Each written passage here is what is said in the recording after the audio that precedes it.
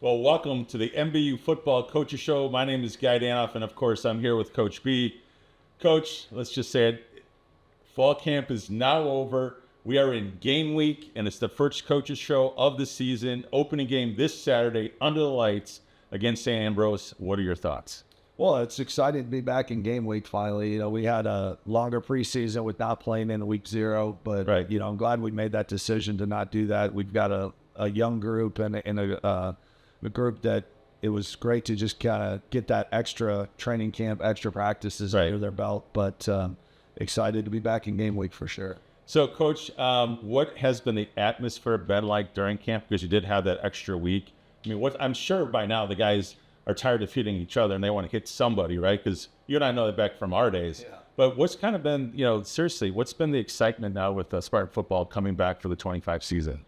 Well, we've had a lot of good up-tempo practices, a lot of focus from the guys throughout training camp.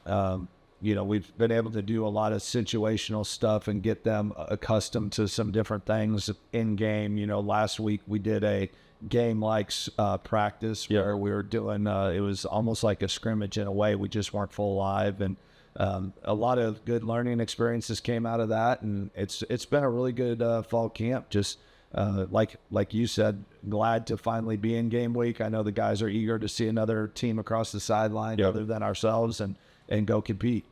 So, Coach, I know the team identity and culture has always been paramount to you and certainly to your coaching staff as well as the administration. Talk to us a little bit about the 5 pillars, if you would, that I know you talk about all the time, and how's that shaping this year's squad? Well, I mean, I think it's shaped everything that we do, from recruiting to hiring new staff, and the level that we just hold not only ourselves as coaches, but also the players. Right.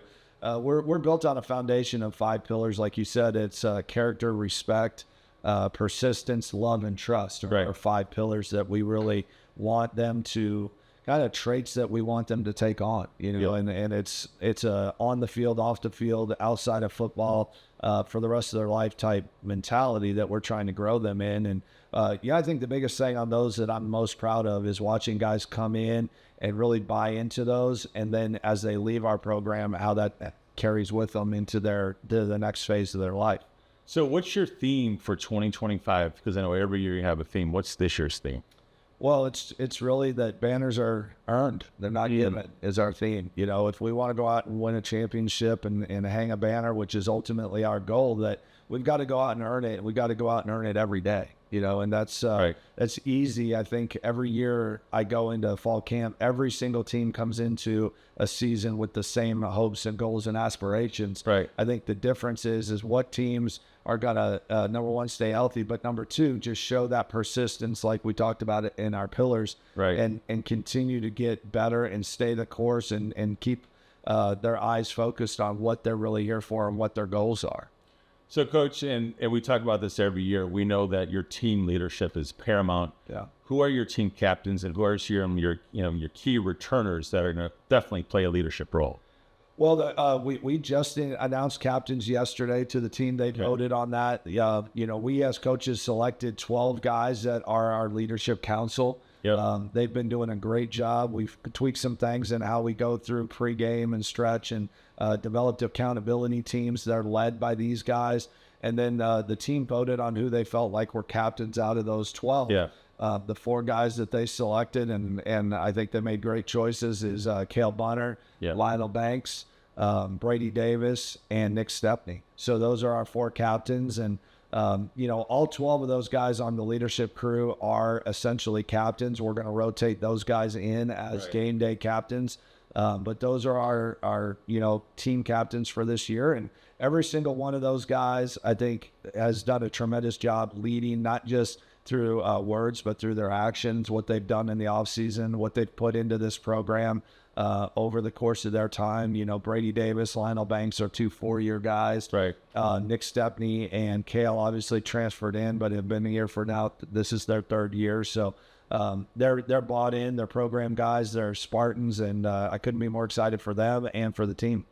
Well, let's talk about Lionel a little bit more. Let's talk about some of your impact players. Let's start with Lionel. Obviously, he set so many rushing records. Yeah. He's about to set the all-time career touchdowns He just needs 2 more. Obviously, last year he tied a record with having 13 as Chris Baldwin did a few years back. And what does it mean to you to see people like Lionel Banks just really emerge through the 4 years here, and now what looks like he's going to be the all-time career rusher and touchdown scored? Well, I mean, I think for him, it's a tremendous honor, and I think for us as a program and as a coach that looks on, I just look at how much that guy has grown. He's a great young man. He's an RA on campus. Yeah. He's told me last week that he was going to be awarded a very prestigious award this year from campus. Wow. As somebody that is, an alumni that they predict is going to do great things. Yep. And are honoring him in that way. So, I mean, it just goes beyond the field, but I think it's a testament to say that when everything else, you do everything at a high level, which is something we preach, right? If you want to be great, you got to go be great in every aspect of what you do. Lionel's a prime example of that. He does a great job in the classroom. He's involved in a bunch of stuff off the field, and he's been a great player for us. Yep.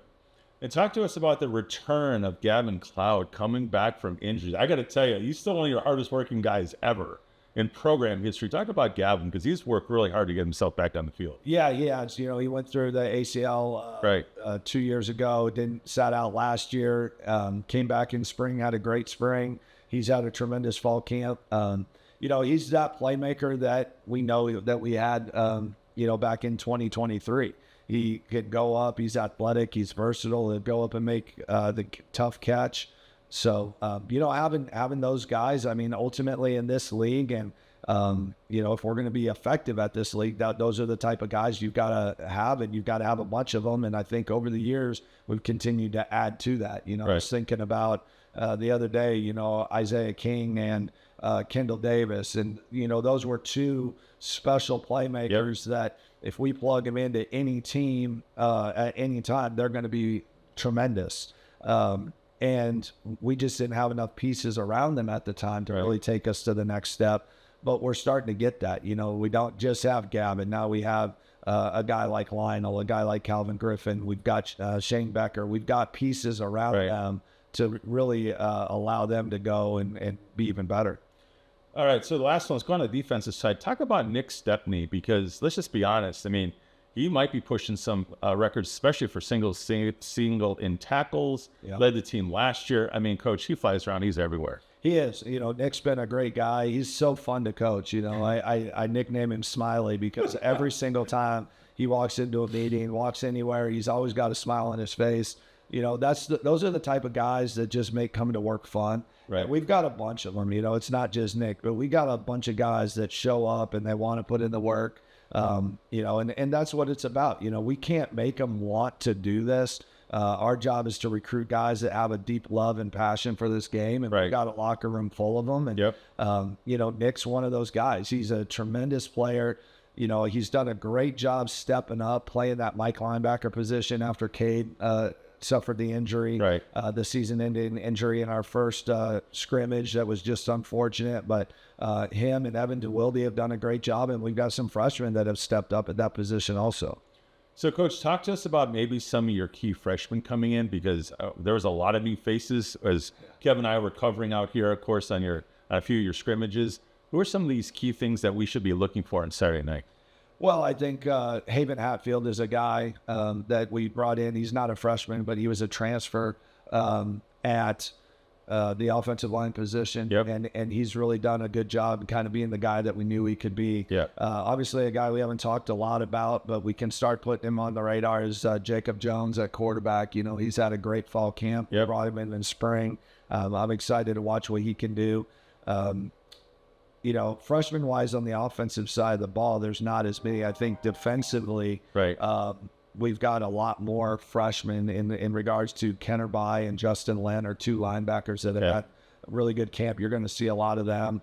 And then in our secondary, Kevon Griffin, there's a number of guys that it's hard to tell who's going to step up at this moment, but there's going to be a lot of young faces on the defensive side of the ball, and I can't wait to watch them play.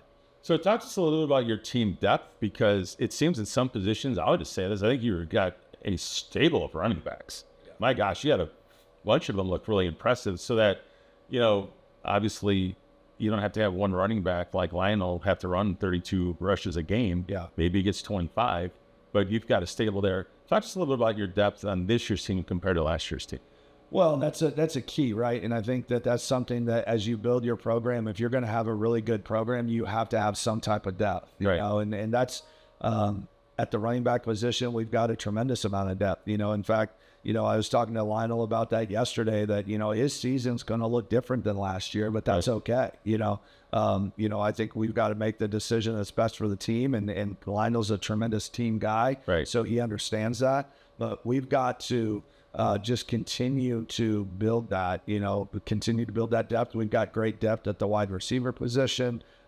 Even though, with Jacob at the quarterback, Grant Gibson, a couple of freshmen, Isaiah Jones and Mitchell Price have come in and done a really good job at quarterback. So developing that is critical. And all right, Coach, as you know, we're taking on St. Ambrose, the Bees, and we got an interesting history with them, as the last time we played them was on November 12th, 2022. That was a big come-from-behind win as the Spartans won that game 42-38 on the road. And I remember that game because we actually did a post-game fight here on the road. That was a lot of fun. But the Spartans are 2-6 all-time against the Bees. And kind of give us a preview of what you are seeing matchup-wise and why you feel strongly that the Spartans have a good shot of certainly starting out 1-0. Well, it's hard to say a whole lot because we don't know a ton about them. Going into our first game, right? We were able to see them play this past Saturday. They lost to Briarcliff, but they've got some explosive playmakers on offense, especially. They play really hard on defense. I think my knowledge of when they were in the mid-states and we were in the same league playing each other every year is that they're a tough, hard-nosed football team. They don't wow you necessarily with talent across the board. I think they're a lot like us in that sense. Right. They've got positions where they've got a lot of talent, and then they've got some positions where they're just tough, hard-nosed. You would look at the film like, they're not the biggest guy, but they play with tremendous heart. So, right. That's what we've got to step up to. They've got a game under their belt. We don't. We've got to make sure, like I told the team, it's about us. I think we could say that every week, but I think early in the season especially, you're not into a whole lot of adjustments and realizing what kind of team you are yet. We're still feeling it out. We don't know exactly what the identity of the 2025 Spartans is going to be. Right. So we're just going to be us. We're going to do our base stuff, the stuff we've been working for 3 weeks. And, at the base of it comes down to being very good fundamentally at football. Run, tackle, play with toughness, communicate well, do those little things, and I think we're going to be okay. So what do you think then are the keys to the game for the Spartans to be successful? Well, I think number one, you got to eliminate the penalties, right? In those early games, you got to eliminate the dumb penalties, the false starts, the offsides, the holdings. Those penalties that just set you behind the 8 ball in the drive, or vice versa, extend drives, right? I think special teams are as big of an impact in week 1 as any time in the season. Making sure that we're good at our special teams, that we've got the right pieces there, that they go down and do their job. And then after that, I think offensively and defensively is just about managing the game, not trying to do too much and get too excited about week 1, and just letting the game come to us and realize that once the game's underway, once we've kicked off, it's just another 100-yard field, and we go out and play. So, Coach, with that, with it being the first game of the season right here at home, playing under lights, I don't know about you, but it always feels so special here. It just does. I mean, we're so blessed to have this amazing facility.